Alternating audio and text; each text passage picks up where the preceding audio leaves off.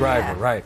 Secretary of State John Kerry's in Cairo pushing for peace in the Middle East, and his meetings with UN and Egyptian officials part of an aggressive diplomatic push for some sort of ceasefire between Israel and Hamas. However, Kerry's relationship with Israel's government has cooled since the collapse of talks back in April. Senator Jim Inhofe is a ranking member of the Senate Armed Services Committee, and he's my guest now. And Senator, good morning to you. Good morning, Bill. Do these sides want a ceasefire now? Well, I don't know, but the first thing I thought of when Kerry was arriving over there was, he spent 9 months working on this thing and got nowhere, absolutely nowhere. And so you could argue that at least one side doesn't want a ceasefire, and that's Hamas. I think, though, it'd have to be very specific in what they would give up to have a ceasefire. And I'm talking about Netanyahu now. He made it very specific what he would have to have from them. So I would say your observation might be pretty accurate that they really don't want it. What the Prime Minister said last night, I don't know where that sound's coming from. It looks like it's quieting down now. What the Prime Minister said on Special Report with Brett last night is that the Egyptians offered a deal, Hamas said no. Others have offered a deal, and Hamas has said no as well.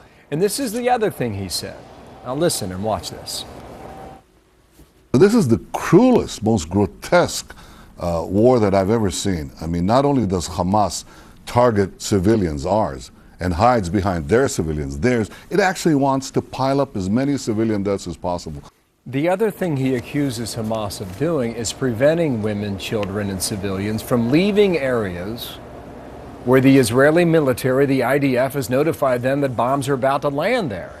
And he believes they are intentionally keeping innocent people inside of buildings and homes to be victims of these attacks.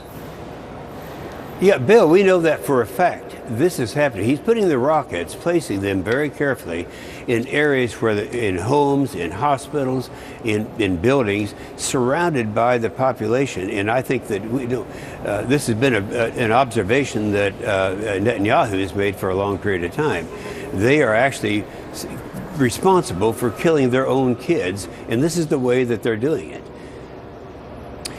What do you think is the state of the relationship between Benjamin Netanyahu, the Israeli government, and our administration now?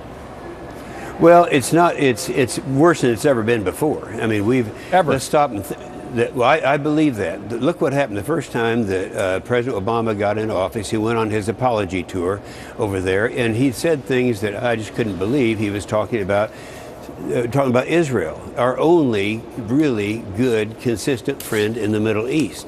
And so I don't think that that's going to go unnoticed at any time. I think his effort was to cozy up with Palestinians, to some of the terrorist groups, Hamas and the rest of them, and that didn't work. Now, of course, it's not getting better because you had John Kerry. I'm the wrong one to evaluate John Kerry as one of 3 votes against his confirmation to be Secretary of State. But now he's over there. What's the first thing he did? My criticism has been that John Kerry never thought a good idea came from anyone other than a multinational group like the United Nations. So when he arrived there, the first thing he did is meet with the Secretary General. And then, of course, the other thing is try to give away money. I think he gave $47 million to the Palestinians. So I'm just looking at it now through the Israel's eyes and saying, are they really on our side? And I don't know. I'm sure they have to question that. There was a former Israeli ambassador that told Israeli television last night that they did not invite John Kerry to come back. And you saw the hot mic moment with Chris Wallace on Fox News Sunday, where he saw the report and said, we're going back tonight. And indeed he did. He was there by yesterday morning. The question is he an invited broker on this deal by both sides or not?